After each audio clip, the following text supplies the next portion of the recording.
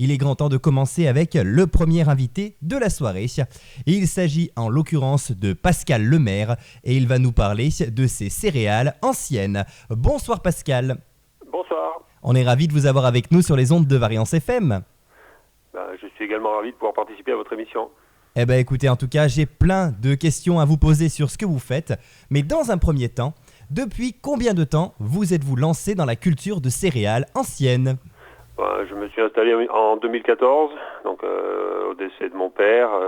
J'ai dû reprendre l'exploitation familiale et j'ai décidé de relancer les céréales qui étaient cultivées sur notre territoire, ce qu'avaient fait nos grands-parents bien avant moi. Et ces céréales ont été mises de côté à l'évolution d'un modèle agricole, à l'arrivée de la chimie, surtout après la guerre. Donc voilà, moi en agriculture biologique, j'imaginais que le travail qui avait été fait par nos anciens permettrait de repartir sur de nouvelles bases pour pouvoir travailler en agriculture biologique, parce qu'on n'avait pas du tout de semences adaptées à ce modèle d'agriculture. D'accord, donc en fait c'est une histoire de famille, et lorsque vous vous êtes lancé dans ce projet, est-ce que vous n'avez pas eu peur de faire face à une certaine réticence ? On innove sans cesse, alors revenir à l'ancien, ça peut faire parfois un petit peu peur en fait. Voilà, disons que mon projet n'est pas arrivé tout seul, je l'ai mûri en constatant que l'agriculture allait toujours vers plus de productivité, et j'avais le sentiment qu'on arrivait un peu au bout d'un modèle, parce que après-guerre, il fallait nourrir les gens, donc l'arrivée de la chimie a permis, on ne peut pas en vouloir à cette génération d'avoir utilisé de l'engrais pour produire davantage. Plus on mettait un peu d'engrais, on multipliait par 3 ou 4 le rendement, donc ça permettait de nourrir les gens. C'est vrai que si à l'époque il n'y avait pas de blé, il n'y avait pas de pain, donc c'était compliqué. On est arrivé pour moi dans les années 90 au bout un peu de ce modèle, parce qu'on commençait aussi à voir le côté néfaste de cette utilisation de produits sur la santé humaine déjà, sur l'environnement, sur beaucoup de choses comme ça, et surtout de se rendre compte que les produits issus de ce modèle étaient moins nutritifs pour les gens, et ça multipliait les problèmes de santé en suivant, quoi. Et oui, c'est sûr qu'à l'époque, on n'utilisait pas autant de produits chimiques en soi. Non, tout à fait, et c'est vrai que l'évolution des 30 années qui ont suivi la guerre ont permis plein d'innovations, mais on a formé une pyramide, c'est-à-dire que plus on va vers une élite, dans toutes les productions ça a été ça, produire plus de lait par animaux, produire plus de viande en quantité, produire, et on est arrivé au bout, et je vous dis, on a laissé de côté des modèles paysans, à mes yeux, qui respectaient la terre et la nature. Et ça me posait un problème, parce que moi je suis la 5e génération d'éleveurs sur la ferme familiale. Mon grand-père travaillait de cette façon. Mon père m'a initié à aimer le sol qu'on travaille, à le respecter surtout, à le comprendre, parce qu'aujourd'hui beaucoup d'agriculteurs travaillent avec des outils de très très haute technologie, mais ils ont oublié un peu ce qui se passait sous leurs pieds, quoi. Et c'est un peu dérangeant, parce qu'en fait tout est là. Si on respecte notre sol, si on le maintient en vie, et si on le rend vivant, il nous le rend bien, et c'est plus facile à travailler pour moi. Et oui, vous avez totalement raison. Alors du coup, quelles sont les différentes variétés de céréales anciennes que vous proposez sur votre exploitation ? Moi, disons que je travaille 4 espèces principales, donc blé, seigle, orge et avoine. Donc j'ai voulu développer ces 4 espèces pour pouvoir avoir un maximum de diversité sur mon exploitation, et puis surtout proposer divers produits. Ce qui est un peu perdu l'agriculture, c'est aussi de faire de la monoculture et de proposer qu'un seul produit. C'est un peu dommage, dans la mesure où il y en a plusieurs sur le marché, surtout qu'il y a plusieurs produits à proposer aux consommateurs. Donc il y a un collègue brasseur, donc la brasserie de la Lagnon à Blel, qui s'est installée il y a environ une vingtaine d'années, et qui était en recherche de produits locaux aussi, donc notamment en orge de brasserie. Donc il cherchait des producteurs, et on s'était promis de travailler ensemble. Donc j'ai voulu développer l'orge de brasserie. Le blé, uniquement des blés panifiables supérieurs, parce que j'avais espoir de faire du pain à un moment donné, ou de proposer de la farine, ce que je fais maintenant. Pareil pour le seigle. Et les avoines, pouvoir proposer des flocons d'avoine pour le petit déjeuner, parce que l'avoine est une céréale carrément oubliée, parce que peu productive aux yeux du modèle agricole intensif, voilà.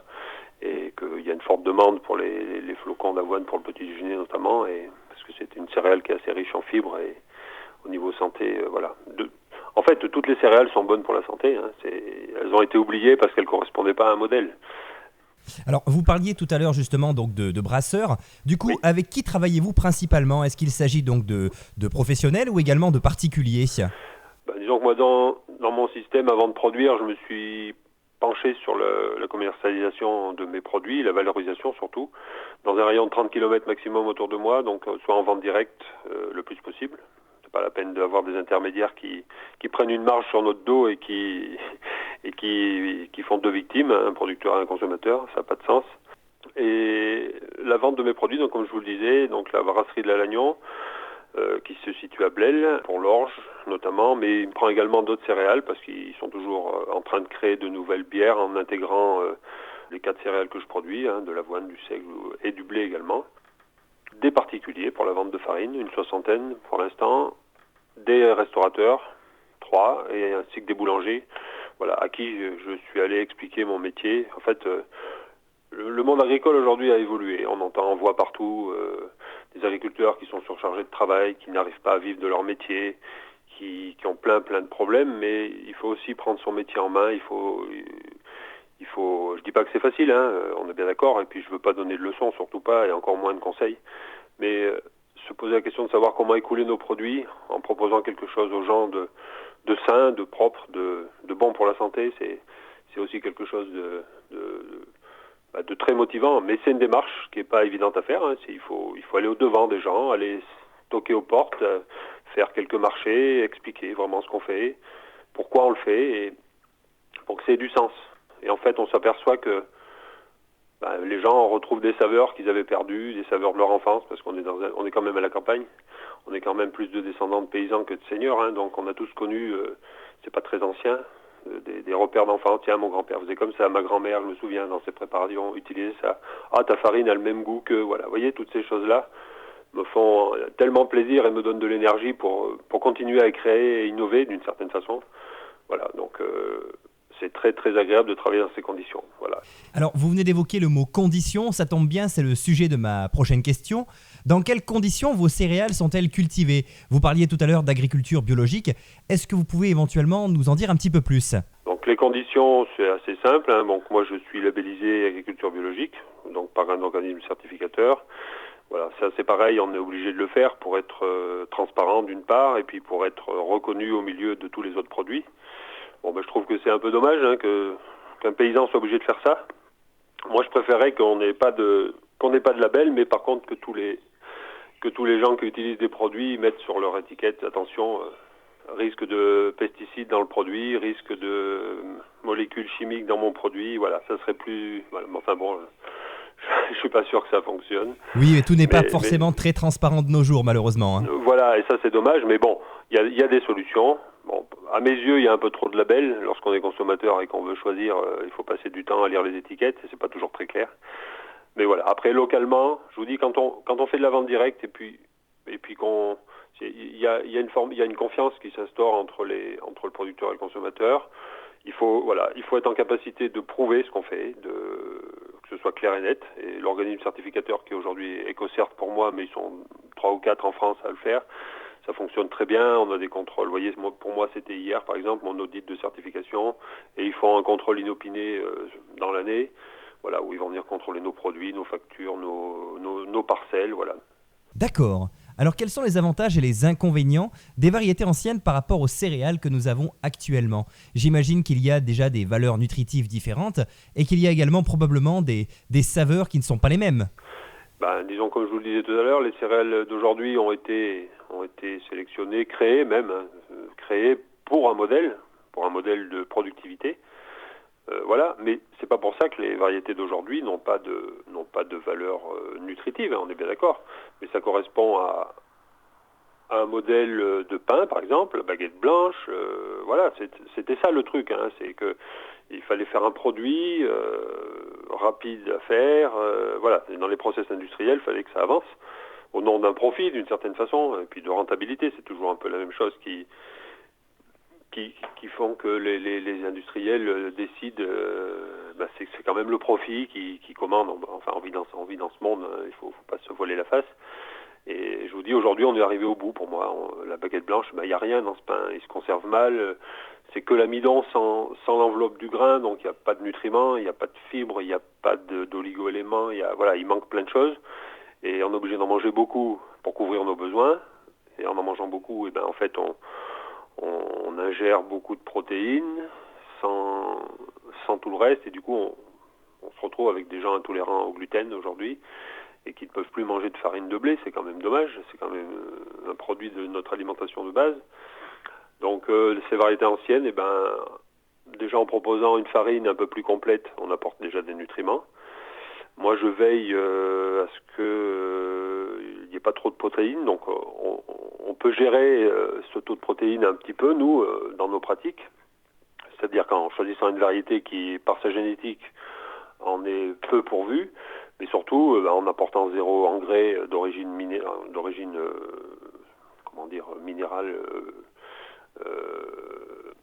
chimique, pardon, on ne fait pas augmenter ce taux de protéines parce qu'en fait, c'est l'industriel qui demande à l'agriculteur qu'il y ait un taux de protéines maximum parce qu'en fait, lui, dans son process, la pâte lève plus vite, donc il gagne du temps, donc il gagne de l'argent. Voilà, c'est tout bête.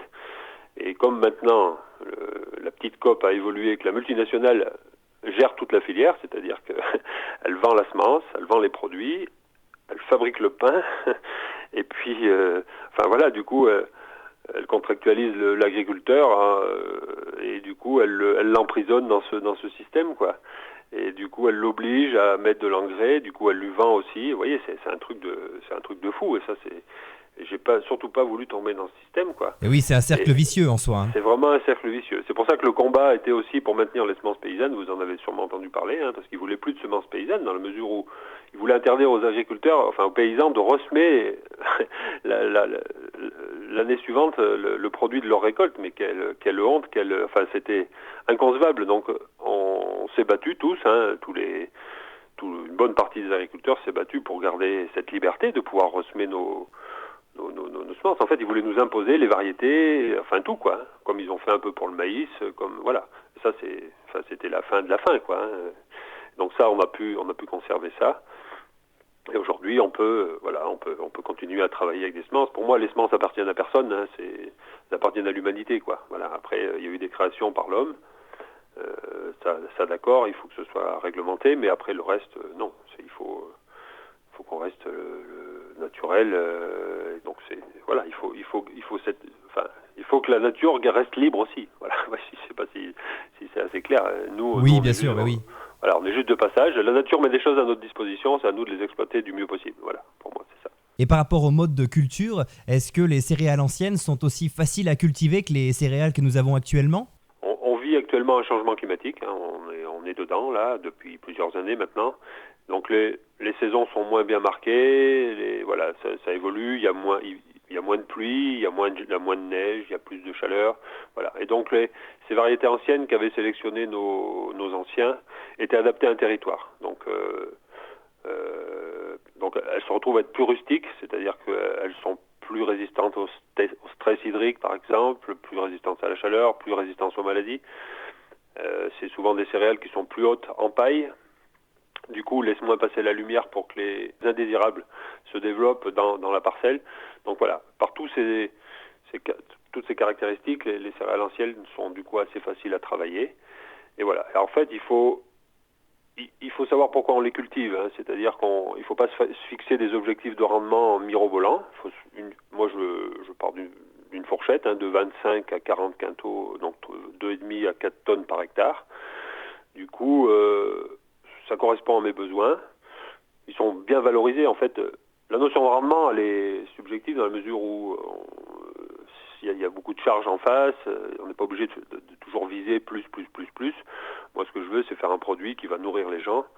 Mais il faut en manger moins parce qu'il est plus nourrissant, plus complet. Voilà, ça c'est le propre du pain complet. C'est par exemple, et la quantité journalière en apport est moindre et du coup on a besoin de moins à manger, donc on a besoin de moins à en produire.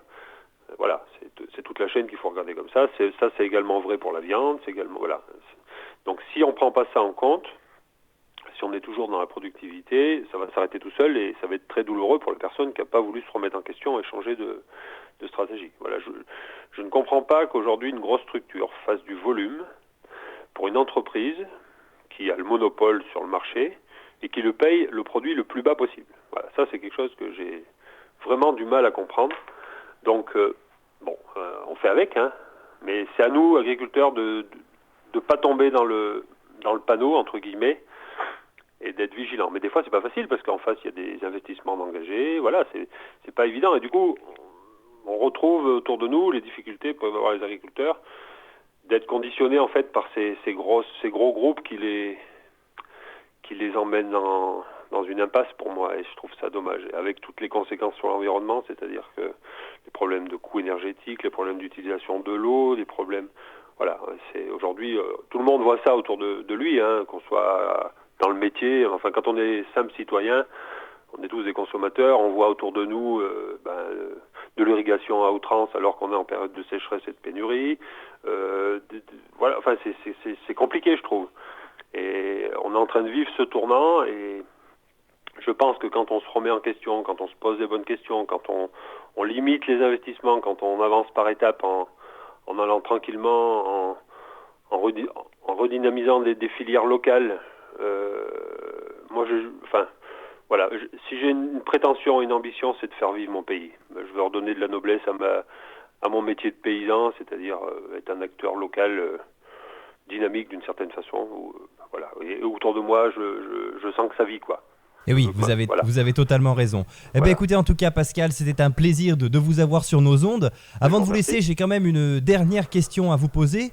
Où peut-on vous retrouver? Est-ce que vous avez éventuellement, donc peut-être un site internet, une page Facebook, peut-être même des lieux dans lesquels on peut vous retrouver dans les prochains jours? Oui, écoutez, moi je vends tout directement à la ferme, donc à Saint-Beauzire 43 100. Donc j'ai une page Facebook, un compte Facebook. J'ai même pas une page titrée, c'est sur mon compte. Vous voyez, je diffuse de temps en temps mon annonce de propositions de farine. Après, j'ai deux, trois épiceries fines avec qui je travaille, donc notamment à Fontane, à Langeac. Après, les boulangers se situent à Massiac, autour de moi. Les restaurateurs également, dans le Brivadois. Sinon, moi je suis quelqu'un de très simple, donc je propose des choses simplement. Je fais de temps en temps un marché de pays l'été. Je serai cette année à Balsac, sur la commune de Saint-Géron, là, à côté d'Arvin. Et voilà, après des week-ends un peu spécifiques, la foire à la pomme à Massiac par exemple, où on est bénévole depuis 30 ans, donc ils me demandent chaque année voilà. Il y a ce côté plaisant un petit peu aussi d'aller discuter avec les gens en contact, mais comme je parle beaucoup et que je suis pas un commerçant, je suis obligé d'emmener mon épouse et mon fils pour qu'ils assurent la vente, parce que je parle beaucoup trop de mon métier, trop, et je me laisse emporter par la discussion en oubliant de vendre mon produit, donc mais bon, ça se passe bien quand même. Mais vous avez raison, vous êtes passionné et c'est bien de le montrer à tout le monde aussi, hein. Voilà, voilà. Je suis pas quelqu'un d'extraordinaire, je suis quelqu'un de très simple. Je j'ai pas l'impression de faire quelque chose. J'aimerais que tous les agriculteurs redeviennent des paysans. Voilà, ça serait tellement chouette qu'on respecte cette terre, qu'on la travaille vraiment de la bonne façon. Elle est tellement sympa, elle nous le rend vraiment bien, franchement. La nature fait son chemin. Si nous on ne s'adapte pas, on va mourir avant, quoi. C'est tout, hein. Et ça, il faut vraiment en tenir compte. Et je veux prouver que c'est possible. Voilà. Mais je suis pas le seul, hein. On est tous ensemble. Moi, je suis administrateur de l'association Haute-Loire Biologique, une association de producteurs comme il y en a dans chaque département de l'Auvergne. Et c'est vraiment tous ensemble qu'on met des petits projets en place où on se bat pour que dans la restauration collective, il y a des produits de qualité, sains, voilà, bio ou non bio, hein, parce qu'il y a aussi des agriculteurs locaux qui travaillent très bien, sans chimie et tout ça, qui n'ont pas le label bio, mais chez qui je m'approvisionne. Franchement, je préfère acheter de la viande à mon copain que je connais depuis mon enfance. Je connais sa façon de travailler, on est voisins de parcelle, plutôt que d'acheter un produit bio qui vient d'Argentine ou d'Italie. On est bien d'accord, hein. Il faut aussi rester cohérent avec nos idées et notre éthique d'une certaine façon, hein.